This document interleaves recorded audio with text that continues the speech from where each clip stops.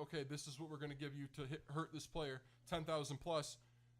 It actually does cross the line, in my opinion, only because the player is going out of his way to actually play the game to actually hurt somebody and not really focus on what they're supposed to, whether it be the pass or the run on that certain, down, just to hurt a player.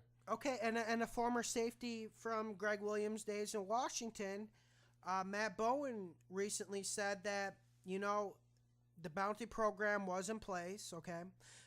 The bounty program was paid from team fines, but he didn't find that much of a problem with it because he loved the way the defense played. The defense played with tenacity, aggression, and he felt respect in that when you went to play against Washington, you were fearful of the hits. And that's how Greg Williams does his defense, and I respect him for that. I agree to a certain extent.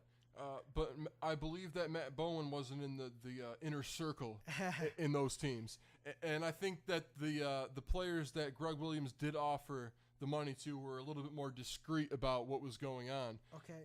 But truthfully, overall, I have to say it's wrong when you're actually handing over $10,000 crisp 20s or 100s or whatever it was that he actually gave him, or even a $10,000 check that they could go cash that night.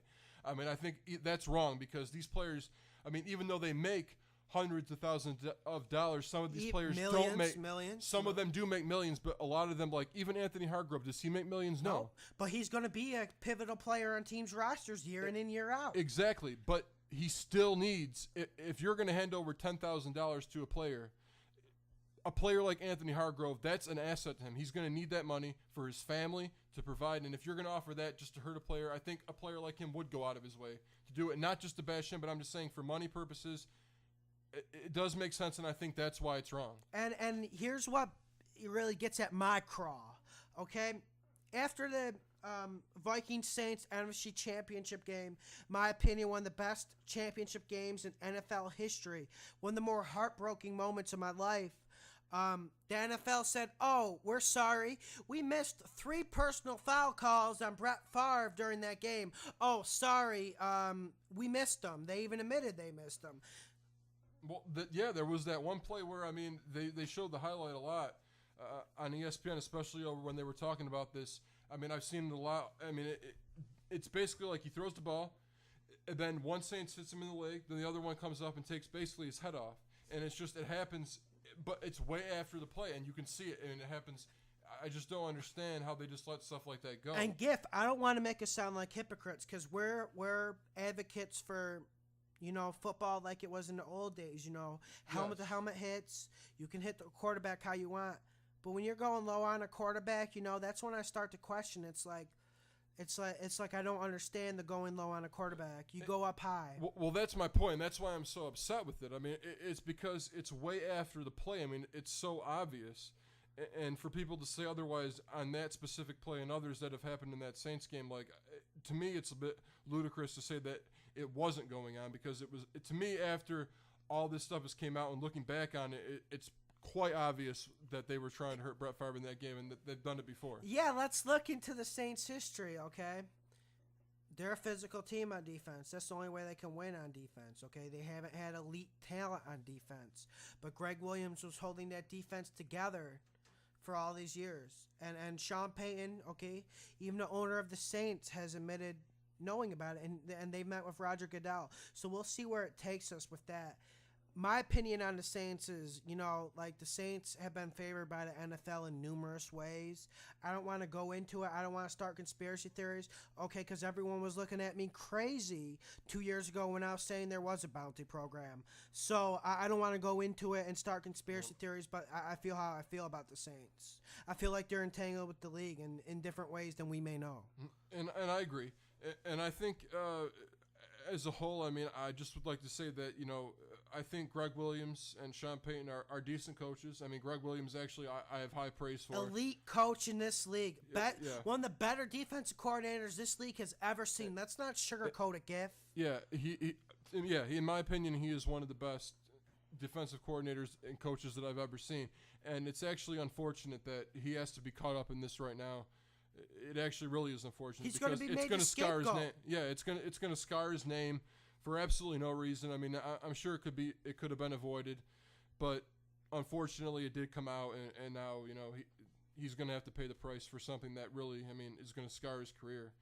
And he really was a good defensive coordinator for the Bills. You know, really for wherever he's been. Head coach for the Bills. Like, I give him credit for his reign there. All he's done is positives, and this is going to scar his career because. And let's be realistic about it.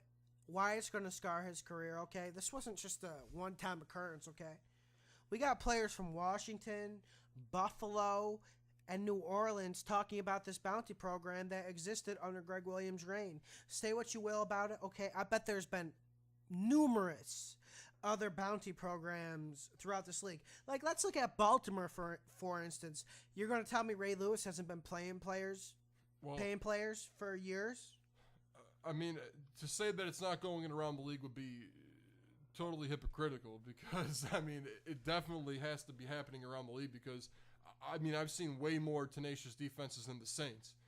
And really, it's hard to even say because, I mean, you do need the proof to make an accusation, but to think that the Saints are the only team that are doing this, I mean, I would have to say right now, false to say that.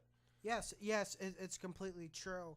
And we'll see how the NFL cracks down on the Saints. I mean, like we said, the head coach Sean Payton and the owner had meetings with Goodell recently, and we shall see the decision on the issue. Yeah, that at some point, you know, there's going to be a resolution to it. I mean, it's kind of going mum right now because, I mean, I'm sure that, you know, fans don't want to focus on just that because, you know, there's a lot of other things going on like Peyton Manning. But, but yeah, I mean, it's just something that, you know, we'll see how it plays out. I mean, Greg Williams is probably going to get suspended, unfortunately. He might miss the whole season.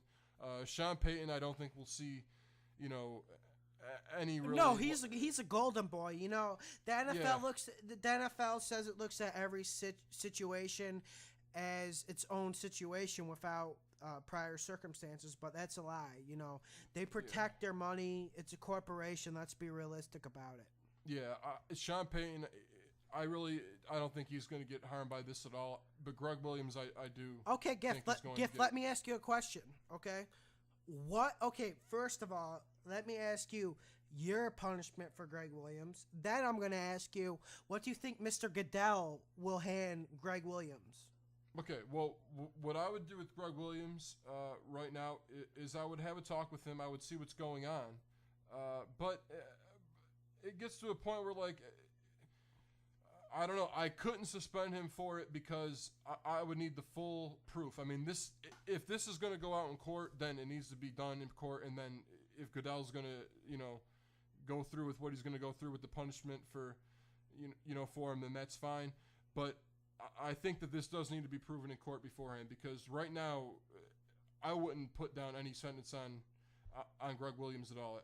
I wouldn't put him through that because nothing has been proven yet. Okay, but you know that's not how the NFL operates, okay? The NFL, it's a corporation. It's going to protect its interest. So that's why I asked you, what do you think Goodell's going to do? Well, that's a good question because that's what I would do is what I said. But what Goodell would do, probably if he has to make a decision before it even goes to court, which if it even goes to court, I don't know. I mean, the NFL has their own legal policy that Goodell has. I don't know what his agenda is. But really, what I think Goodell's going to do is I think he's going to suspend him for the entire season. And I think that's kind of, you know, insane in a way to me because it's been practiced around the NFL for years. Years. You're innocent until proven guilty in the United States of America, but the NFL is almost like a dictatorship.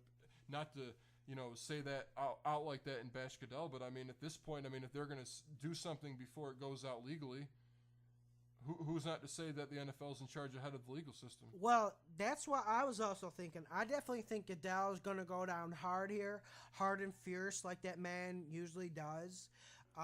He's trying to protect his interest. He's trying to protect advertisements.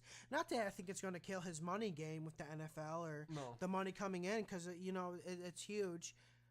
But I do think it's going to be a year suspension for Greg Williams, and I think that's going to hurt the St. Louis Rams.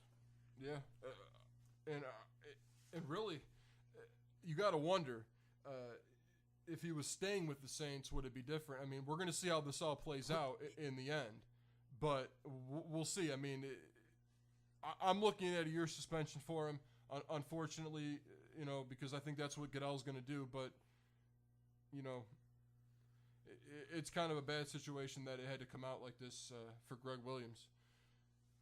His image is going to be tarnished, whether that's right or wrong. I mean, as we said in this podcast, he's one of the best defensive coordinators ever to coach in this league, and it's going to be a different league without him. We'll see what happens, and I'm sure we'll have plenty of stories to follow as the season goes along.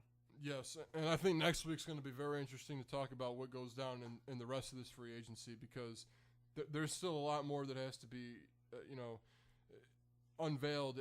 Peyton, where he's going to go, where Mario Williams is even going to go at this point. We'll have a full free agent roundup next week. Full free agent, every team. Yeah, so this is going to be definitely an interesting time in the NFL, and this is the American Football Show with your host Giff and Lawson. And we hope to see you next week. Peace. Thank you.